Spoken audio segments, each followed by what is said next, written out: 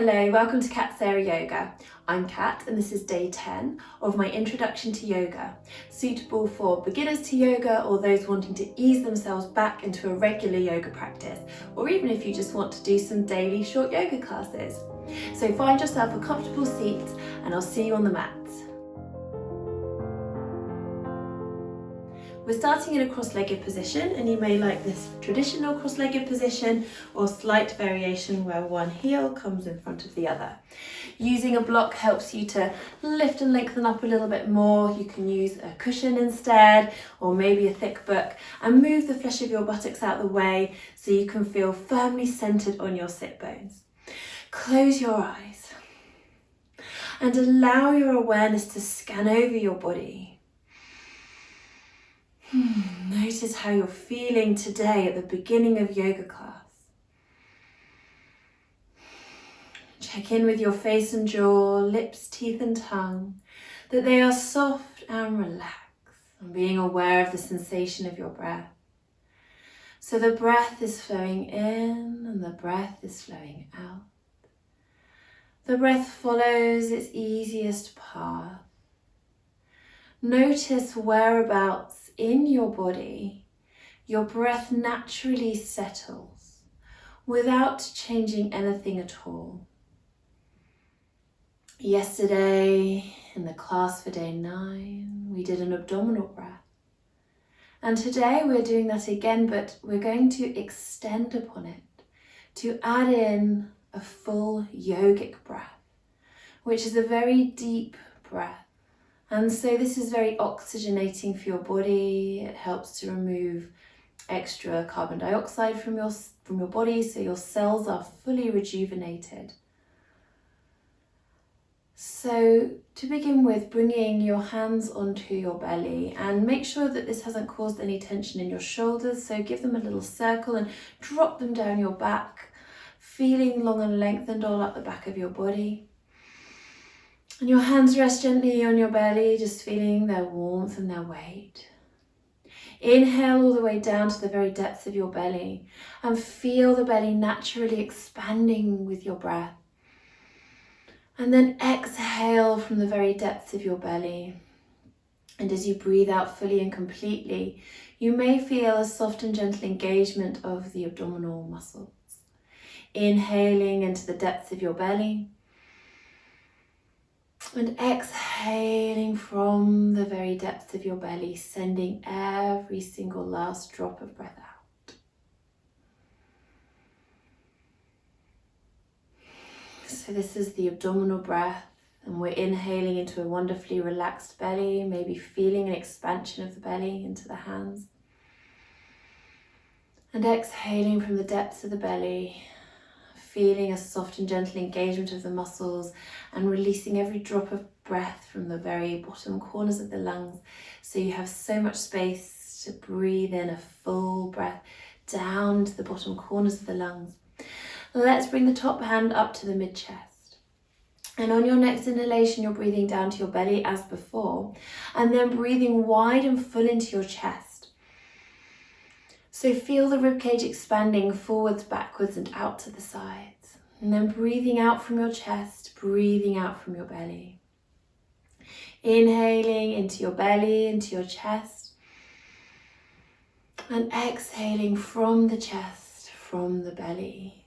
Your breath is like a wave that washes up the body on the inhalation and down on the exhalation. Good. Inhaling belly, inhaling wide and full into your chest, and then inhale right to the very top of your chest, to your collarbones. Feel the collarbones rise as the shoulder blades slide down the back, and you may even place your top hand up on your collarbones. And then exhale from your collarbones all the way down to your belly, and that is a full yogic breath.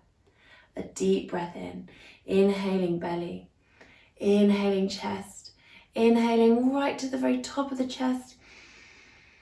That last burst of breath to fill the lungs, and exhaling all the way down, every single last drop of breath leaving the body. It's okay to feel a bit lightheaded because you're bringing in so much more oxygen than an ordinary breath. Last full yogic breath here. And then bring your hands back to knees or thighs and allow your breath to return to its natural pattern. The full yogic breath is a wonderful way to let yourself feel more awake, more rejuvenated, and to relieve feelings of anxiety. So you don't have to place your hands on your body. You can just do that breath anytime, anywhere, to feel calm. And so just allowing your breath to be in its natural pattern, allowing your spine to be wonderfully long. Let's take some shoulder shrugs. So inhaling the shoulders up to the ears and exhale them down your back. And again. And one more time. Shoulders settle down your back and away from your ears. And maybe you'd like to change the cross of your legs just so that you keep your body a little bit more even here. Centering on the sit bones. Wonderful. And then with shoulders away from your ears, floating your arms up to shoulder height and circling your wrists. Inhaling as you circle up and exhale down. One more in this direction. And let's go the other way. It's okay if they're a bit clicky. Good. And then releasing the hands, bring palms to touch in front of your heart. Inhale, squeeze palms together, and exhale, drop your shoulders down your back and away from your ears. And again, inhaling, squeezing palms together. Exhale, shoulders away from the ears. One more time. Good. Inhaling, squeezing palms together, turn your fingertips away from you. Exhale, reaching your hands out in front. Inhale, arms reach out wide, stretching fingertip to fingertip. And exhale, palms to touch. And again, just beginning to warm up shoulders here. And one more. Inhale, squeeze palms together, turn fingertips away. Exhale, stretch your arms forward. Inhale, arms reach wide. And exhale, palms to touch. Inhale, reach your arms up, interlock your fingers, turn your palms towards the ceiling. Exhale, drop your chin, keep shoulders away from your ears. Inhale, bring your head to center, ground your sit bones, ground your feet as you exhale into a side lean. Inhale, back to center. Exhale, reach, extend and lengthen, push palms away into that other side. And inhale, back to center. Bring palms to touch and exhale your hands down in front of your heart. Inhale, reach your arms up and exhale, gentle twist from the base of your spine. Look out over your back shoulder. Inhale, reach and lengthen up back to center. Exhale, twist from the base of your spine, looking out over your back shoulder. And inhale, reach and lengthen up. Exhale, hands down in front of your heart. Release your hands and plant your feet firmly in a wide leg position. It doesn't have to be super wide, whatever feels comfortable. You might like to move the flesh of the buttocks back out the way. Feel your sit bones firmly in contact with the mat or the block. And I do find it helpful to sit on a block for this practice here. It helps me to stay centered on the sit bones. And you're going to inhale and really lengthen up. Try and tip the pelvis forward. So you might feel that there's not much movement there, that's okay. Roll the shoulders back and lift the collarbone, lift the chin to feel space around the throat, but not letting the head flop back. And then exhale as you tip your pelvis backwards and round your shoulders. So rounding the spine. Hands are on the shins, inhaling, tipping centered on your sit bones and working to tip your pelvis forward. Shining your chest forward, lifting your collarbone, lifting your chin, and exhaling, tipping your pelvis backwards, rounding again. So these are seated cats. So it's like our up cat, down cat practice, but from a seated position. So same movement with the spine. But you're getting a little bit more of a stretch into your inner hips, perhaps. And really feeling that mula bandha engaging as you round. So as you tip the pelvis backwards, just notice whether you feel your tummy naturally drawing in towards your spine and maybe your pelvic floor naturally lifting. Don't worry if you don't feel it, just see what happens.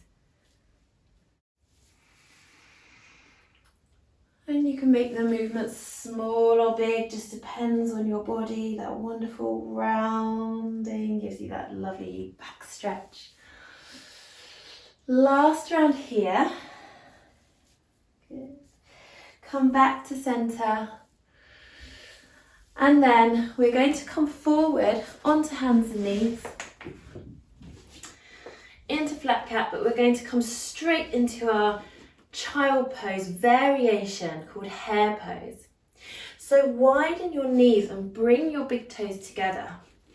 Take a nice inhalation here and exhale as you round your spine, sink your bottom down towards your heels and extend your upper body forward on the mat. So nice spread out fingers. Hare pose is actually a sort of semi-active pose and your lower body is relaxed. And with the wider knees, you'll feel more of a stretch in your inner thighs and across your groin than you do in a child pose with the knees more towards each other. The arms are active. So fingers are all spread out. And you are grounding down through the first knuckles in the hand, so the parts that are in the palm of the hand. Breathing into the back of your body. As your fingertips reach forward, feel that your shoulder blades are sliding down your back, as if you could put them into your back pockets and keep them there.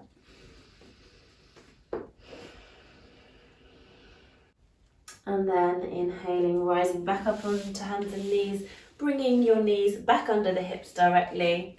Curl your toes under, ground your hands into the mat, and exhale, send your bottom up and back into downward dog. Inhale, floating onto hands and knees, tops of the feet to the mat. Exhale into child pose. Continue with your breath. Inhale, hands and knees, curl toes under, exhaling into downward dog. Nice flow with the breath. Vinyasa. Inhale, hands and knees. Exhale, downward dog. Inhale, hands and knees. And exhale, child pose. Inhale, come up to hands and knees. Curl your toes under. Exhale into downward dog. Just spending a few moments in stillness here. Letting your head hang like a piece of fruit ripe on a tree, and you can look up underneath your body, which really helps to release the back of your neck.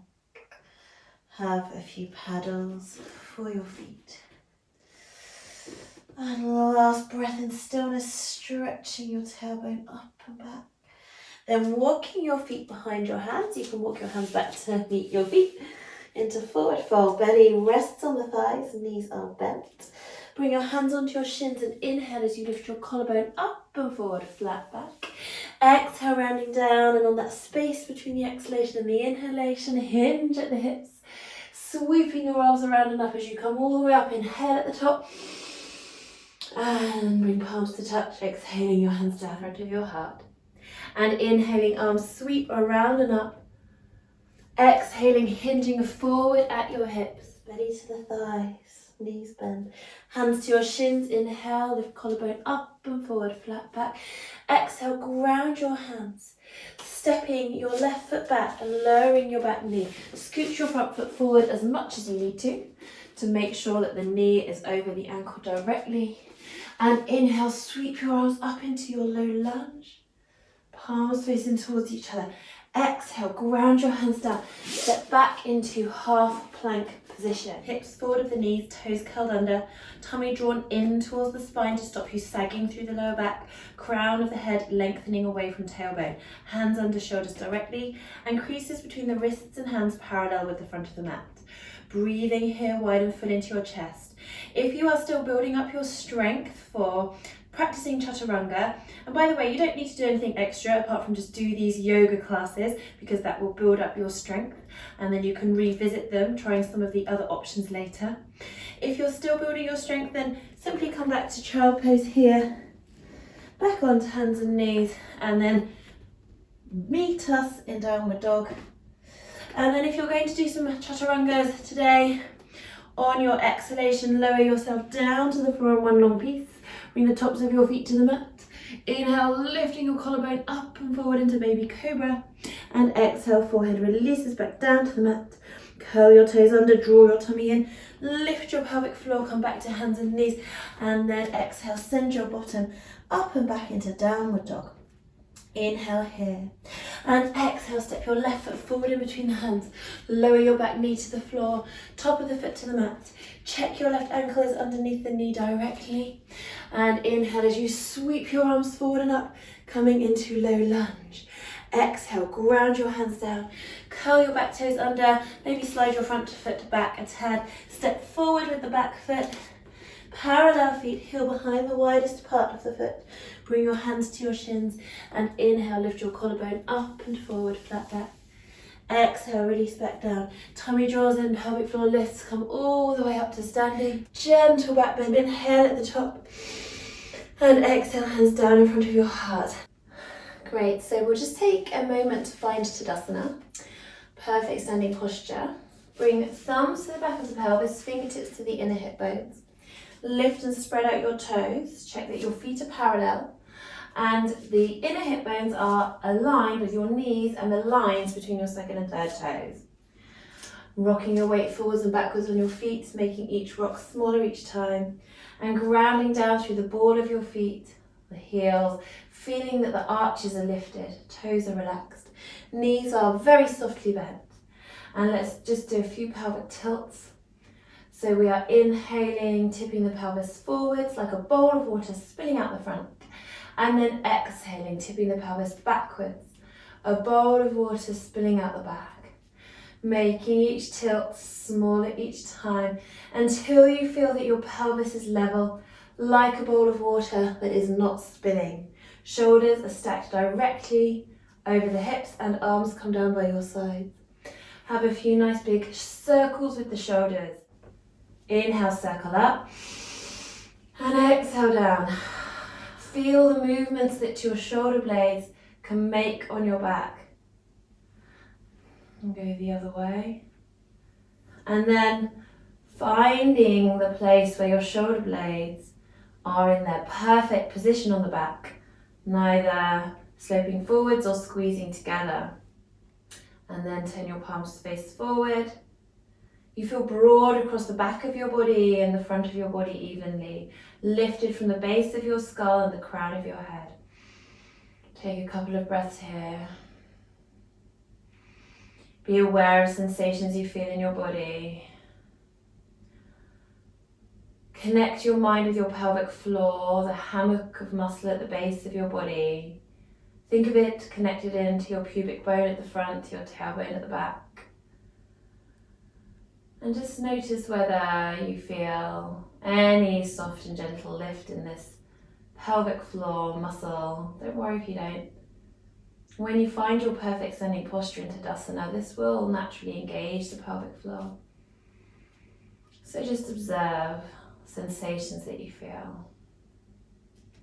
See if you can feel it.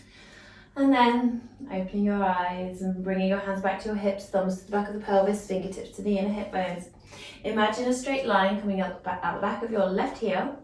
Take a step back with your right foot intersecting the line. So we have left heel aligned with the inner arch of the right foot. Might be a bit wobbly, like you're on a tightrope. So we want to keep the knees and the lines between the second and third toes in alignment. So you might be able to see my left knee's already slightly twisting in a little bit towards the midline of the mat. So bringing the back hip around and then the back toe around accordingly towards the front of the mat will help me keep my left knee rotated, or keep my left thigh rather rotated outwards enough that my knee is aligned with my second and third toe and pointing the same way as my inner hip bone. So all those are pointing the same way. Bending through the left knee, stacking the knee over the ankle. So the angle of your feet will depend on the openness of your hips. We've done a few hip opening stretches already today, but they might still be a little bit tight, and that's okay. The most open angle you would have between the feet would be a right angle. So make sure that this foot's not pointing out behind you. But if you find it too much of a challenge to keep that knee in alignment through an external spiral of rotation of this left thigh with the back foot at a right angle, then bring it inwards towards the front of the mat. Then level the pelvis. So if you imagined you had a spirit level in between your inner hip bones, the bubble would be in the middle. So we're setting up for warrior two pose. So this is really strengthening for your legs. You can feel the pelvic floor working. It's as if you've sunk your weight between the 2 feet and that hammock of muscle is supporting you. You might even want to lengthen your stance for a little more challenge. That's up to you. Nice neutral pelvis, not sticking your bottom out behind you, but imagining your tailbone descending down towards the earth. With palms up, sweep the arms up to shoulder height. Left arm forward, right arm back. Sink your shoulders down your back and turn your palms to face down. Turn to look over your front middle finger. Let your eyes softly focus on the front middle finger and breathe. Feel extended from fingertip to fingertip.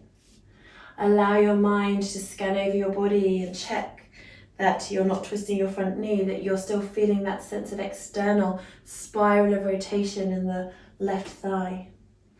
And then bringing your hands onto your hips and turning both feet towards the long edge of the mat. So heel behind the widest part of the foot, turning your right foot towards the back of the mat and your left foot in. So we're going to do our warrior 2 on the other side, bending your right knee, stacking the knee over the ankle, level the hips. Check the alignment of your feet. So you might be able to see my right knee just slightly twisting inwards, not quite pointing the same direction as my second and third toe. So I'll bring my back hip around, back toes around too. Keep thinking of rolling this thigh out, level the pelvis and breathe. The weight is sunk between the 2 feet. Maybe a longer stance for more challenge. Inhaling, arms out to shoulder height, palms up. And exhaling, palms face down, gazing at the front middle finger. Feeling extended from fingertip to fingertip. Visualizing the tailbone extending down towards the earth. So not tucking under, but directly extending down to stop a sway in the lower back. So we want to stop any deepening of the curve of the lower back. Here, we feel really strong in the core. Face and jaw relaxed. Eyes soft, maybe even closed. And returning your hands to your hips. Turn both feet towards the long edge of the mat, parallel feet. Soft knees. We're going into a forward fold called fan pose. So inhale, lift and lengthen up out of your hips. And exhale as you hinge forward at your hips. Let your knees bend and your back stay flat, just like we did with our other forward fold. The lower back stays flat and the knees bend as much as you need to. You can bring your hands to the floor or even onto your ankles with fingers on the inside, thumbs on the outside. And sink your knees down low enough so that your belly is on the thighs, the sides of the belly on the thighs. If you find your tailbone pointing down towards the earth, try bringing your weight forward a little bit, use your hands for balance, and then working the tailbone up towards the sky, creating this flat tabletop, or my microphone in the way there, but flat tabletop that you could rest a cup of tea on. Fan pose. Lovely. One more breath here. And then returning your hands to your hips, draw your tummy in towards the spine, sink through your knees as you hinge up and walking your feet towards each other, keeping them just a little bit wider than hip distance apart, still parallel, heel behind the widest part of the foot. Inhale, lift and lengthen up out of your hips. Exhale, hinge at your hips, coming into forward fold, slightly wide leg forward fold, maybe catching hold of your opposite elbow in front of you as you hang like a rag doll. Really important, your belly is on your thighs. Knees bent as much as they need to allow that to happen. And you can still be pushing your tailbone up even though your knees are bent, and you can still feel the hamstring stretch in the back of the legs. So maybe changing the cross of the arms just to even out your body a little more, have a little wiggle and a wobble. We're going to come into squat pose. You need to make sure there's nothing behind you. I think I'm going to have my coffee table behind me a little bit, so I'll just scooch forward. And then from here, sinking your bottom down, letting your heels lift, bring palms to touch in front of your heart, allowing your elbows to nudge the knees open into squat pose. And let's just have a few breaths here. It will depend on your flexibility in the calf area, the backs of the ankles, as to whether you need to lift your heels. Perfectly fine to lift the heels. And it's more important to have the spine wonderfully long, the heart lifted, so you're not hunching over here in your squat pose.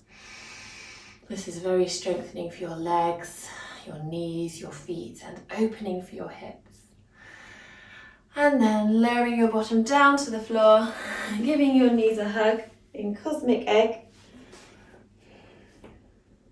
Good, maybe letting the toes come off the mat and just observing how you feel.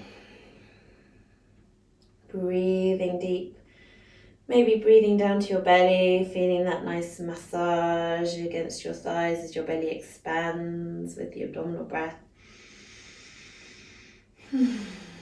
Feeling your pelvic floor working naturally to keep you balanced. Just see if you can detect any engagement and release perhaps of the pelvic floor as you balance here. Observe what you feel.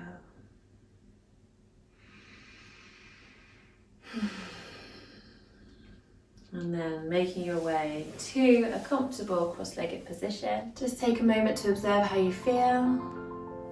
Bring palms to touch in front of your heart. Feel the connection of the palms together.